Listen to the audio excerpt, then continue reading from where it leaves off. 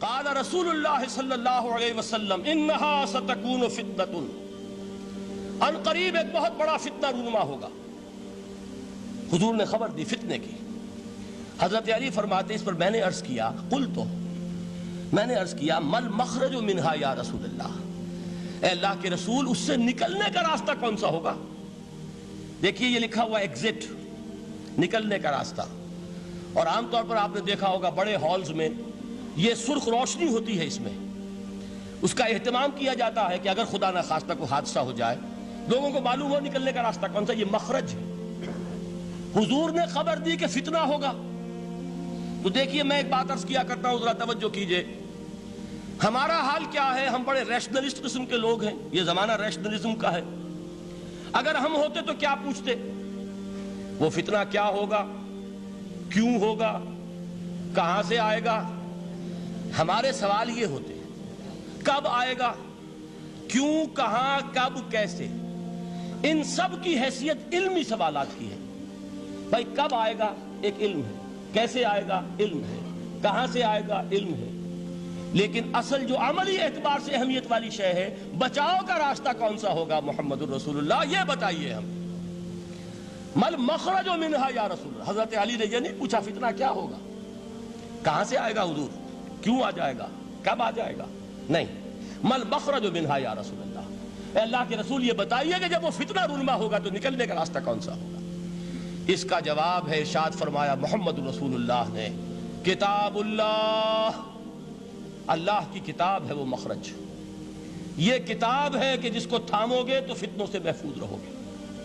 اس کے بعد آپ فرماتے ہیں فیہ نبأ ما قبلکم وخبر ما بعدکم وحکم ما بینکم، اس میں تم سے پہلوں کی بھی خبریں موجود ہیں، عاد اور سمود اور قوم نوح اور قوم ہود اور قوم لوط اور قوم صالح اور آل فرعون، یہ کون ہے؟ من قبلکم، تم سے پہلے، وفیہ خبر ما بعدکم، جو کچھ تمہارے بعد ہونے والا ہے اس کی خبریں بھی موجود ہیں، لیکن وہ کیسے ہوں گی؟ وہ بٹوین دی لائنز ہوں گی، وہ بین السطور ہوں گی۔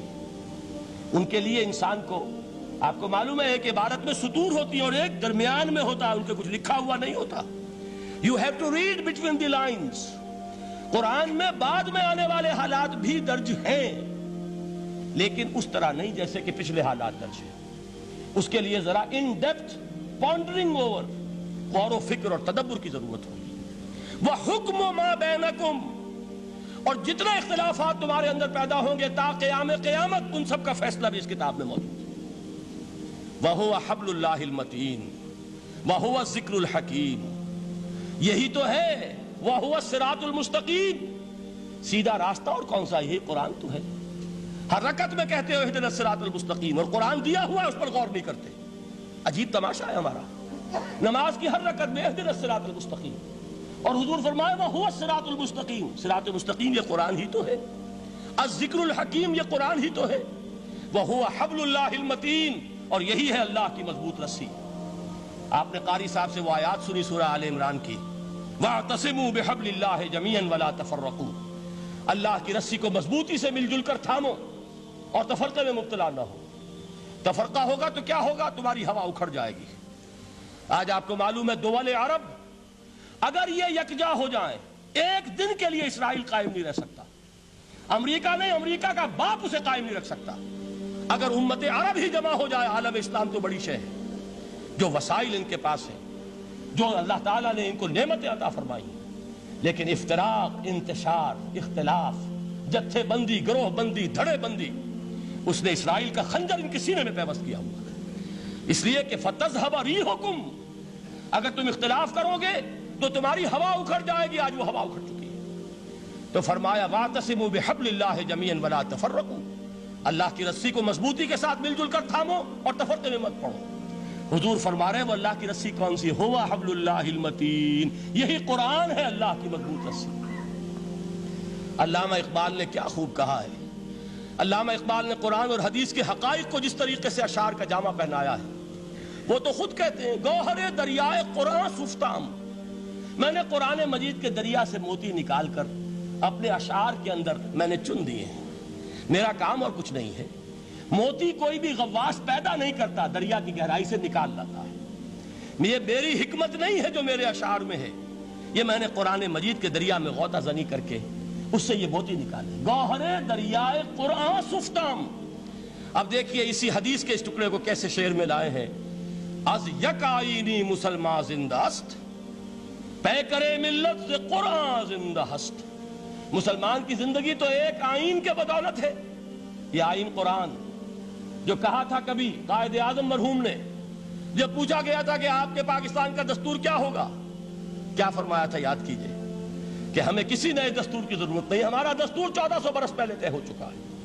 یہ ہماری بدقسمتی ہے جو کچھ کہا تھا قائد اعظم نے کہ God has given us a golden opportunity to prove our worth as architects of a new state, and let it not be said that we didn't prove equal to the task۔ میں معذرت کے ساتھ عرض کروں گا حضرت کہ واقعہ یہ ہے کہ ہم اس کے equal to the task ثابت نہیں ہوئے۔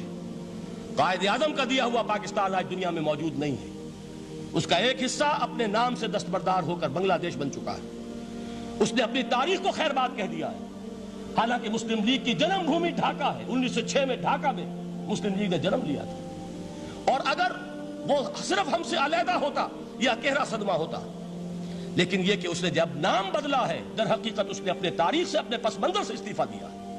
یہ ہمارا دوہرا ہمارے لیے صدمے کی بات ہے۔ کیا 2 یمن موجود نہیں ہے؟ ان میں سے کوئی ایک بھی اپنا نام چھوڑنے کو تیار ہوگا؟ کیا 2 جرمنی دنیا میں موجود نہیں ہے؟ کوئی ایک بھی ان میں سے اپنا نام چھوڑے گا؟ کیا 2 کوریا نہیں ہے؟ 2 ویتنام نہیں ہے؟ تو کیا 2 پاکستان نہیں ہو سکتے تھے؟ ہو سکتے تھے۔ میں یہ کہا کرتا ہوں کہ یہ گہرا صدمہ ہے علیحدگی، اور دوہرا صدمہ ہے، اور اس سے کہیں زیادہ بڑا کہ انہوں نے اپنا نام بدل دیا، اپنی آئیڈینٹی چینج کر دی، انہوں نے وہ نام اپنے ماتھے سے اتار کر خلیج بنگال کے اندر دبو دیا۔ یہ بہت بڑی سزا ہے جو ہمیں ملی ہے۔ کیوں ملی ہے؟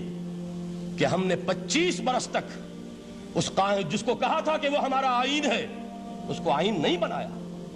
ہم نے دنیا کے سامنے جھولیاں پساری، ہم نے طرح طرح کے نظاموں کو آزمایا، لیکن اس قرآن کی طرف پیش قدمی نہیں کی۔ اللہ تعالیٰ ڈھیل دیتا ہے لیکن سزا بھی بہت سخت ہوتی ہے۔ ان بطش ربک لشدید، وہ ہم پر کوڑا برسا ہے۔ تاریخ انسانی کی عظیم ترین شکستوں میں سے ایک شکست ہے کہ جو ہمارے ماتھے پر کلنک کے ٹیکے کی طرح موجود ہے۔ اللہ کرے کہ آئندہ یہ تاریخ اپنے آپ کو نہ دہرائے، لیکن میں عرض کر دیتا ہوں آپ سے، جو ہمارے لچھن ہیں، جو ہمارا طرز عمل ہے، جو ہمارے لیل و نہار ہیں، جو ہمارا انداز ہے، اللہ کے دین کا استہزاء اور تمسخر، جس طرح اللہ کے ساتھ مذاق ہم کر رہے ہیں، اس کا شاید اس سے بھی کہیں زیادہ برا نتیجہ نکلے۔ اللہ مجھے اور آپ کو اور ارض مقدس پاکستان کو اس انجام سے بچائے، لیکن اس کے لیے کام کرنا ہوگا۔ صرف کہنے سے بات نہیں بنے گی، کمر کسنی ہوگی، ہمت جو ہے پھر انسان کو اثر نو، ایک نئی تعمیر، ایک عزم، ایک ہاتھ میں قرآن اور ایک میں تلوار لے کر یہ امت پھر دوبارہ میدان میں آئے۔